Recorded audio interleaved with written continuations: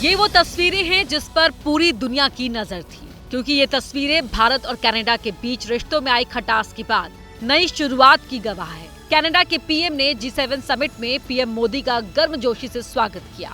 फिर उसके बाद समिट से इतर दोनों के बीच द्विपक्षीय वार्ता हुई। Excellency, Prime Minister, it's a great honor to host you at the G7.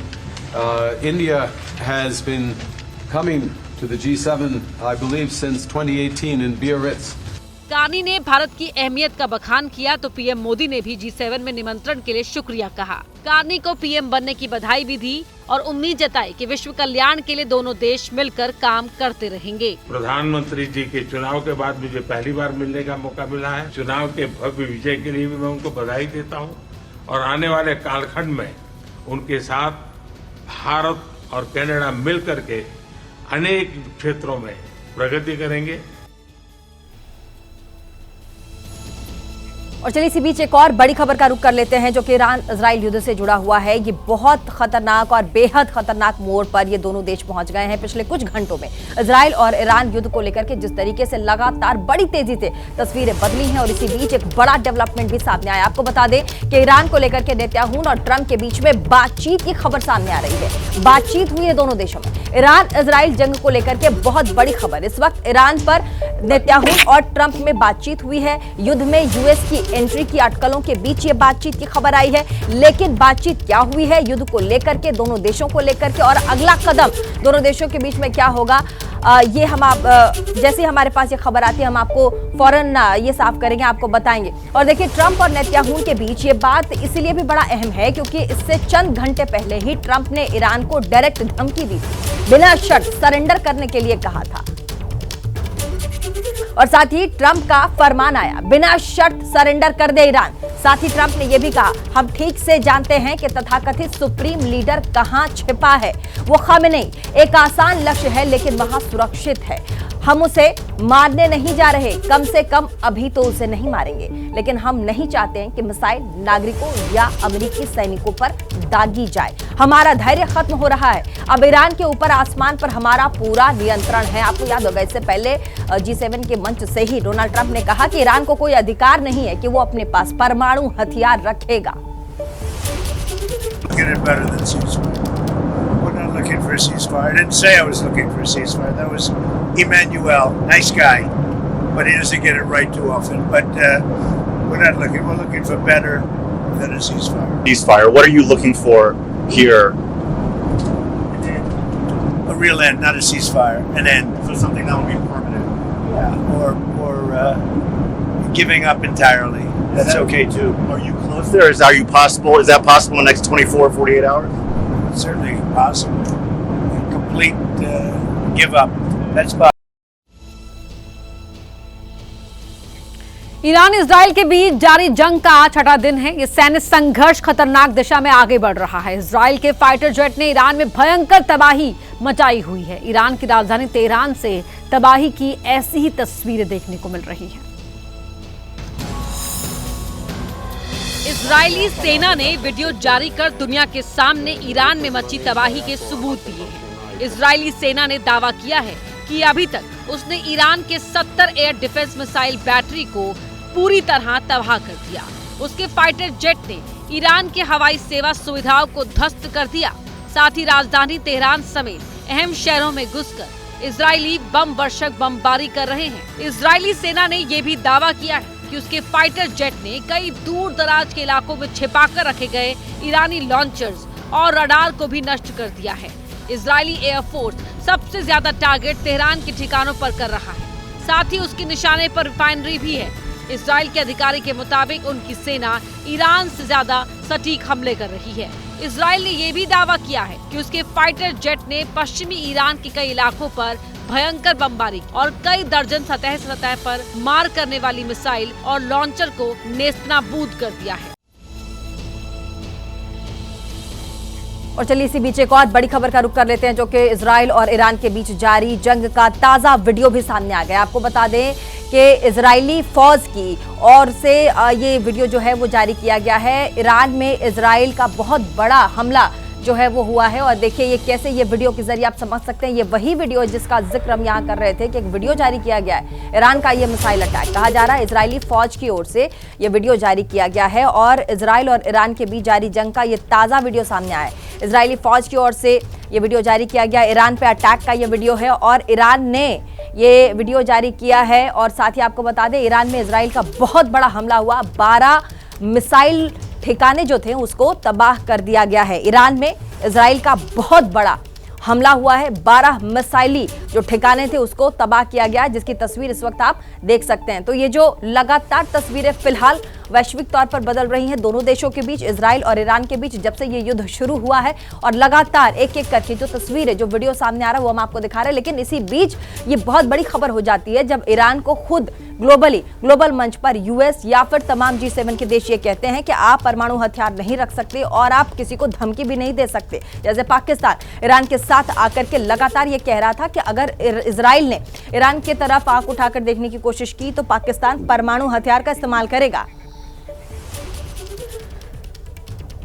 तो इजराइल और ईरान के बीच जंग जारी है। बीती रात भी इजराइल पर भी ईरान ने बड़ा मिसाइल अटैक किया था, जिसका वीडियो ईरान की ओर से जारी किया गया है। दोनों ही देश अब वीडियो जारी कर रहे हैं अपने अपने दावों को आधार देने के लिए, और ईरान की तरफ से भी ये वीडियो जारी किया गया किस तरह से ईरान ने एक के बाद एक मिसाइल लॉन्च की है और इजराइल पर हमला बोला।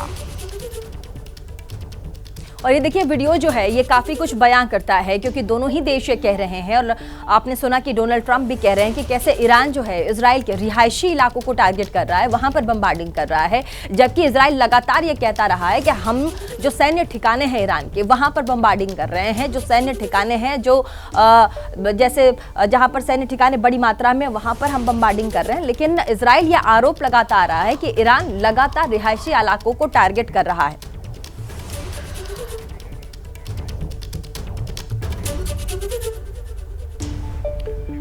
तो इजराइल और ईरान के बीच जारी जंग को लेकर दुनिया दो खेमों में बढ़ती नजर आ रही है। 21 अरब और मुस्लिम देशों ने ईरान पर इजरायली हमले की निंदा की है।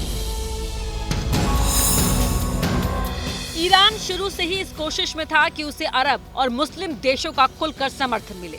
हालांकि शुरुआत में चंद देशों ने ही उसका साथ देने का भरोसा दिया, लेकिन अब 21 देशों ने एक बयान जारी कर ईरान पर इजरायली हमले की निंदा की है। उन देशों का कहना है कि इजरायली हमले से मिडिल ईस्ट में तनाव बढ़ता जा रहा है। हमले की निंदा करने वालों में Saudi Arab, UAE, Turkey, Pakistan, Egypt, Kuwait, Qatar, Iraq, Jordan, Oman, Libya, Algeria, Bahrain, Brunei, Chad, Somalia, Comoros, Djibouti, Gambia, Mauritania, Sudan शामिल है। बयान में ये भी कहा गया कि ईरान पर हमला राष्ट्र संघ घोषणा पत्र का उल्लंघन है। ईरान की संप्रभुता और क्षेत्रीय अखंडता का सम्मान होना चाहिए। अगर कोई विवाद है तो मिल बैठकर बातचीत के जरिए उसका समाधान निकालना चाहिए। युद्ध किसी भी मसले का हल नहीं हो सकता। बयान में ये भी चेतावनी दी गई है कि अगर संघर्ष को तुरंत नहीं रोका गया तो उसके नतीजे गंभीर होंगे।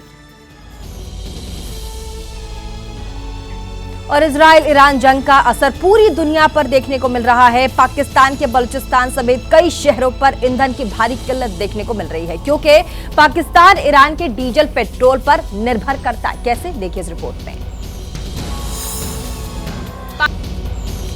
एयर इंडिया विमान हादसे के 7वें दिन आज भी मृतकों के परिवार वालों को शव देने की प्रक्रिया जारी रहेगी।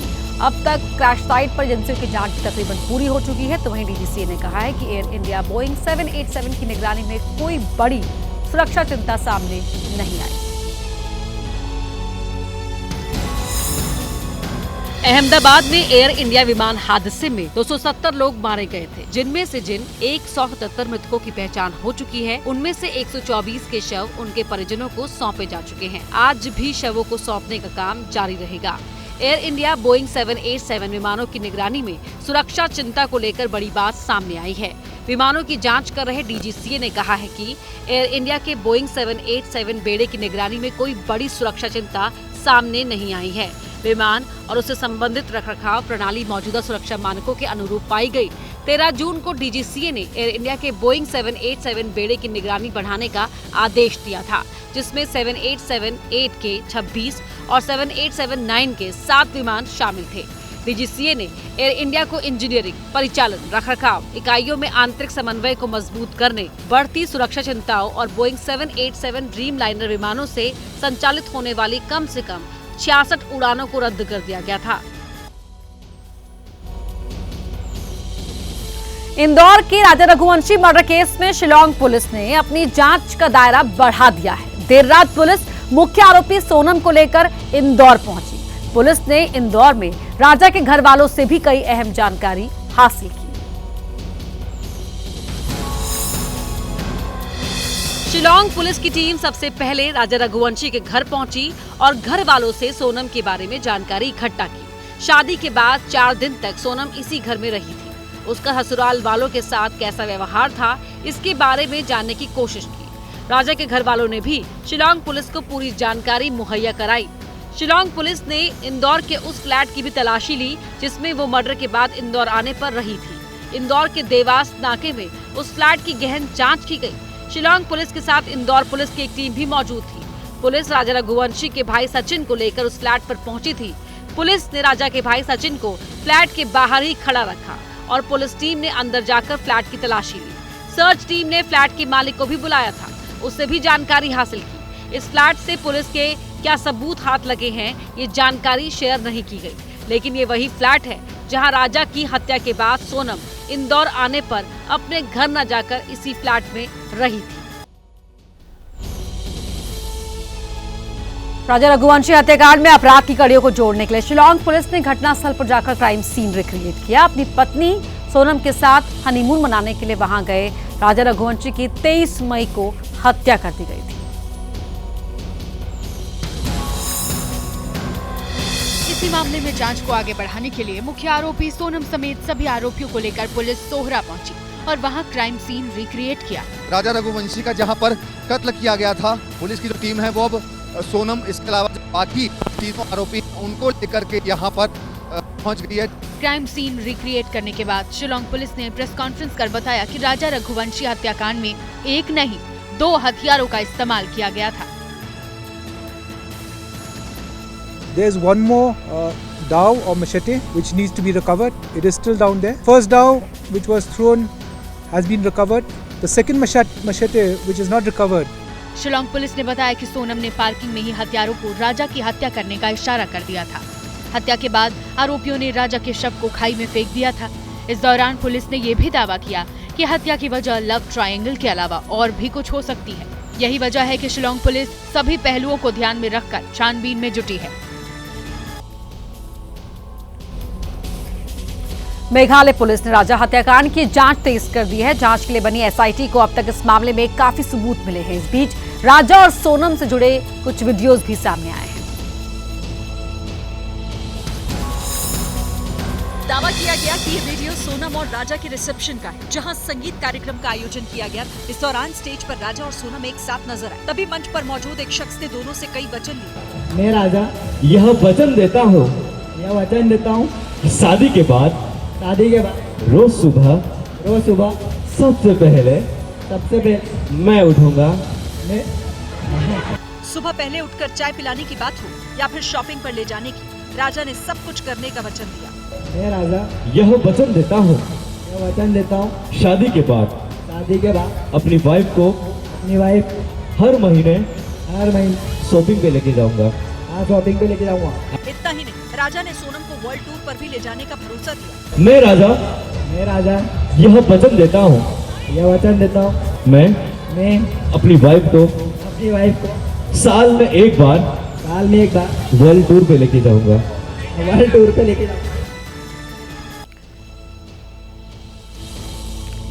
यहां तक तो सब ठीक था, लेकिन जब बारी आई सोनम के वचन देने की तो सोनम ने एक भी वचन मानने से साफ इनकार कर दिया। हालांकि सब कुछ हंसी मजाक में चल रहा था। रिसेप्शन का ये वीडियो देखकर यकीन करना मुश्किल है कि इसी सोनम ने राजा की हत्या की प्लानिंग की होगी, क्योंकि मंच पर वो राजा के साथ काफी खुश नजर आ रही थी। दोनों मस्ती करते हुए दिखाई दिए।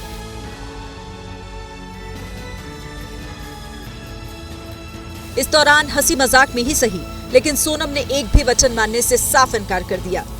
मैं सोनम यह वचन देती हूँ कि शादी के बाद अपने दोस्तों के साथ कहीं भी जाए। राजा ने एक एक कर सभी वचन पूरा करने का भरोसा दिया, लेकिन सोनम किसी भी वचन पर राजी नहीं हुई। या तो लास्ट वचन आप दोनों को साथ में लेना है। राजा भाई तुम तो गए, तुमने 3 वचन दिए, उन्होंने एक वचन पे भी एग्री नहीं किया। इस वीडियो को देखकर सोनम के इरादों का अंदाजा लगाना मुश्किल था। राजा रघुवंशी हत्याकांड में मिले सबूत और सामने आ रही जानकारी ये बता रही है कि सोनम रघुवंशी कितनी शातिर है। आरोप है कि सोनम ने शादी से पहले ही राजा रघुवंशी की हत्या का प्लान तैयार कर लिया था और प्लान के तहत ही इस हत्याकांड को अंजाम दिया। वाराणसी में बीएचयू के पास लंका इलाके में मशहूर पहलवान की लस्सी और चाची की कचौड़ी का जायका नहीं मिलेगा, क्योंकि उन दुकानों पर पीडब्ल्यूडी ने बुलडोजर चलाकर उन्हें जमींदोज कर दिया है। ये तस्वीरें उसी बुलडोजर एक्शन की हैं जो मंगलवार देर रात वाराणसी में हुआ। बुलडोजर गरज रहा था और लंका इलाके में एक एक करके दुकानों को तोड़ रहा था। इस कार्रवाई की जद में वो दुकान भी आई जिसकी लस्सी देश ही नहीं बल्कि दुनिया में मशहूर है। दशकों पुरानी पहलवान लस्सी और चाची की कचौड़ी की दुकान को जब बुलडोजर से तोड़ा जा रहा था तो बड़ी संख्या में पुलिस फोर्स मौजूद थी। कल तक जिन दुकानों के बाहर लोगों की भीड़ फेमस लस्सी और कचौड़ी लेने के लिए उमड़ती थी, वहाँ भीड़ तो थी, लेकिन दुकानों के जमींदोज होने की तस्वीरें मोबाइल में रिकॉर्ड करने के लिए। दरअसल वाराणसी में लहरतारा से भिकारीपुर तिराहा, लंकर चौराहा होते हुए भेलूपुर विजया मॉल तक सड़क 4 लेन की जा रही है। चौड़ीकरण के लिए जद में आने वाले अतिक्रमण को हटाने का काम किया जा रहा है। पीडब्ल्यूडी ने ये कार्रवाई उसी के तहत की है। करीब 2 दर्जन दुकानों को तोड़ा गया है। वहीं दिल्ली के बटला हाउस इलाके में जल्द बुलडोजर एक्शन की आशंका बढ़ गई है। बटला हाउस इलाके में सुरक्षा भी बढ़ा दी गई है। डीडीए की तरफ से जिन मकानों को तोड़े जाने का नोटिस चस्पाया गया था, वहां पुलिस ने अब बैरिकेड्स लगा दिए हैं।